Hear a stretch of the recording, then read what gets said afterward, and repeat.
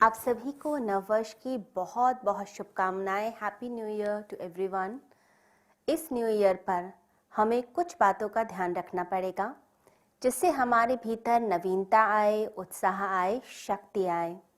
नया साल यानी कि नए प्राण हमारे अंदर आना, नई उमंग, नया उत्साह आना, दोबारा से प्लानिंग करना, जो भूलें हो गईं उन भूलों को छोड़कर फिर दोबारा से अपनी जिंदगी को आगे बढ़ाना। तो ये जो नया वर्ष है ये हमें बताता है कि हमें नित्य नवीन होना है, हमें पुराना नहीं रहना। जो पुरानी चीजें बीत चुकी हैं, जो अतीत बीत चुका है, उसकी तरफ ध्यान ना देकर हमें उससे सबक लेते हुए अपने आगे के भविष्य को सुनहरा बनाना है, अच्छा बनाना है। तो कुछ चीजें जो हमें ध्यान रखनी है इस नव वर्ष में, इस नए साल के अंदर, उन बातों को अगर आप अपनी ज़िंदगी में लेकर आएंगे, अमल करेंगे, तो आपकी ज़िंदगी में एक बहुत ही खूबसूरत चेंज आ सकता है।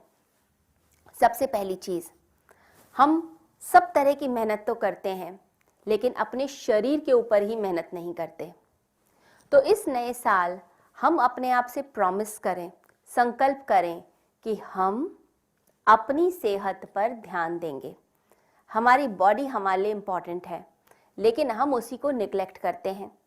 लोग कैसा भी खाना पीना खाते हैं, गलत सलत व्यवहार करते हैं, अपने शरीर के प्रति बड़े ही नकारात्मक विचार होते हैं कि हम तो ऐसे ही हैं, हमारी बॉडी ऐसी ही है, हम चेंज नहीं हो सकते हैं, हमसे तो कंट्रोल नहीं होता है, और फिर कुछ भी गलत सलत खाते हैं।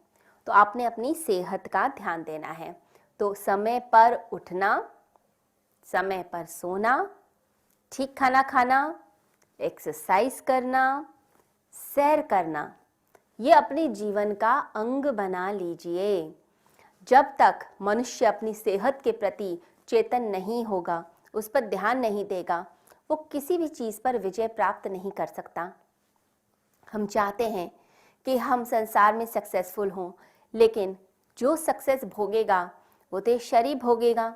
इस शरीर को अगर हम स्वस्थ नहीं रखेंगे तो बार बार यह रुकेगा। कभी वीकनेस आएगी, कभी सर में दर्द है, कभी घुटनों में दर्द है, कभी एनर्जी लेवल्स आपके डाउन चले जाएंगे, कभी लिवर में कोई प्रॉब्लम है, और ये सारी प्रॉब्लम्स आपको आगे बढ़ने से रोकेंगी। आपका मन करेगा रुक जाने का, रेस्ट करने का, और फिर आप जो मेहनत कर सकते हैं वो मेहनत नहीं कर पाएंगे। तो एक चीज़ हमें ध्यान रखनी है, अपनी सेहत पर पूरा पूरा ध्यान रखना है, सेहत को सुधारना है, एक चीज़। दूसरी बात, हमें प्राणायाम करते हुए, ब्रीदिंग करते हुए अपने अंदर की प्राणिक एनर्जी को इंक्रीज करना है।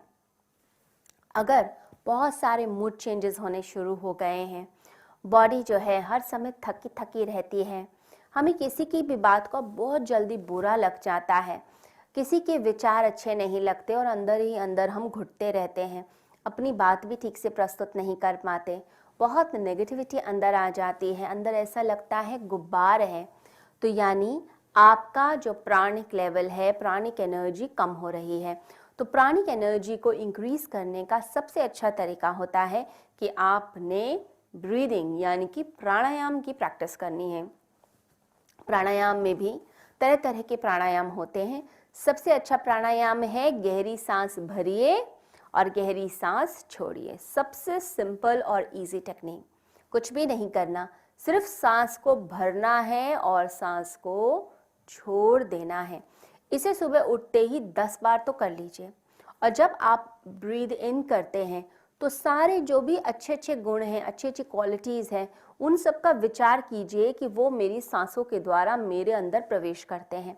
और जब आप सांस को बाहर फेंकते हैं तो जितनी नेगेटिविटी है, फ्रस्ट्रेशन है, अंदर जो भी गुब्बार है, उसे आप बाहर थ्रो कर दीजिए। ये एक तरीका है कैथारसिस का, रेचन का, जिसके द्वारा आप अपने अंदर की नेगेटिविटी को बाहर फेंक देंगे और अंदर ही अंदर पॉजिटिविटी आती चली जाएगी।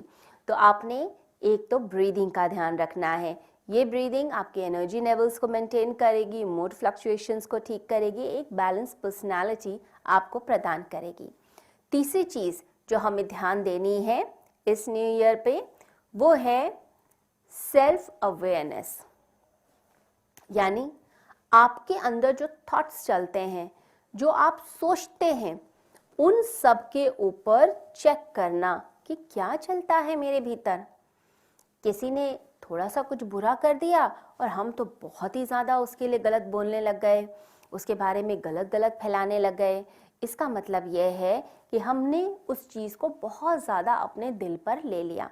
तो सेल्फ अवेयरनेस कि मैं कैसा इंसान हूँ, मैं कैसी सिचुएशन में कैसे रिएक्ट करता हूँ। सर्कमस्टांसेस चेंज होते रहते हैं, परिस्थितियाँ बदलती रहती हैं, लेकिन परिस्थितियों के साथ जो मेरा आत्म तत्व है, जो मैं हूँ, मैं वैसा का वैसा रहता हूँ, यानी कि अच्छा रहता हूँ। मैं उन परिस्थितियों के प्रभाव में आकर बुरा नहीं हो सकता हूँ, मैं नेगेटिव नहीं हो सकता हूँ। तो अपने आप को हमेशा हमेशा पॉजिटिव रखना है। तो सेल्फ अवेयरनेस देखते रहिए कि मैं कहाँ नेगेटिव हुआ, वहीं से अपने आप को वापस खींच लीजिए और पॉजिटिव बनाइए। अगर मन में किसी के लिए गलत बात आती है कि इस व्यक्ति ने मेरा बड़ा बुरा किया, इसने मेरे लिए गलत बोला, मेरी चुगली करी, या मेरी प्रमोशन हो रही थी उस प्रमोशन को रोका, आपके अंदर बहुत सारे विचार आएंगे। आपने तुरंत स्टॉप करना है, फिर से अपने आप को पॉजिटिव करना है। बिना पॉजिटिव हुए आप जिंदगी में आगे नहीं बढ़ सकते हैं।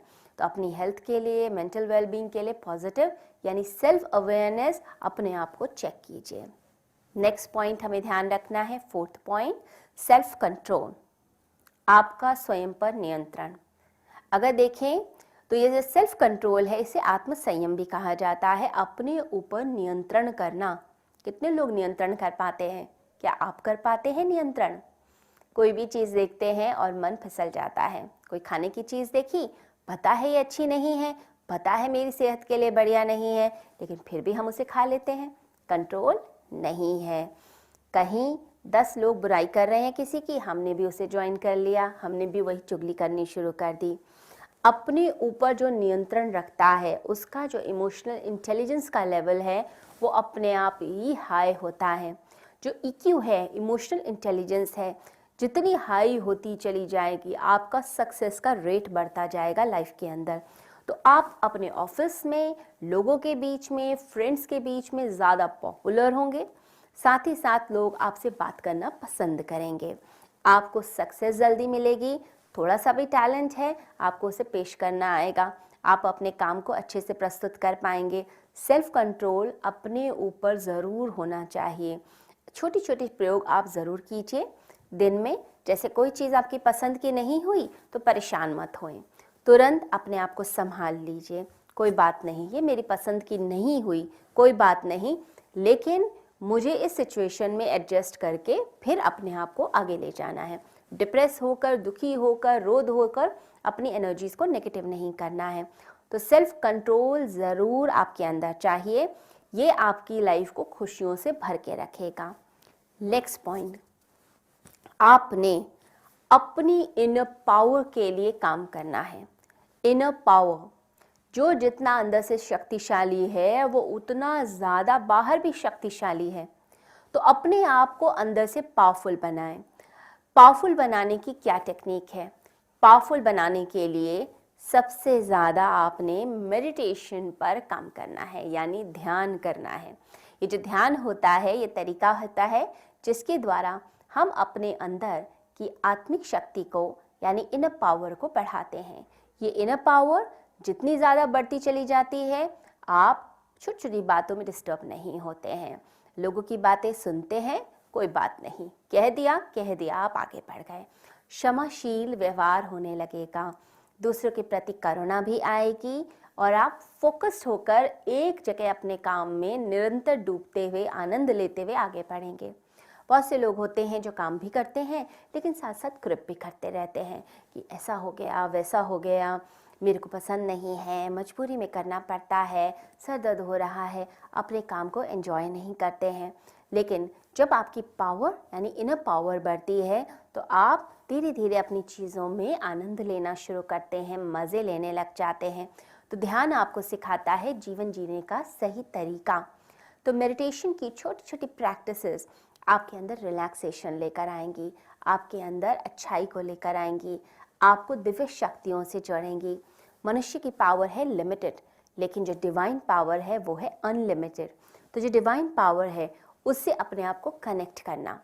उस कनेक्शन से हम डायरेक्ट यूनिवर्स की पावर्स को अपने अंदर लेना शुरू करते हैं। जैसे हमें शांति की शक्ति चाहिए, शांति आ जाएगी। निर्णय लेने की शक्ति चाहिए, वो आ जाएगी।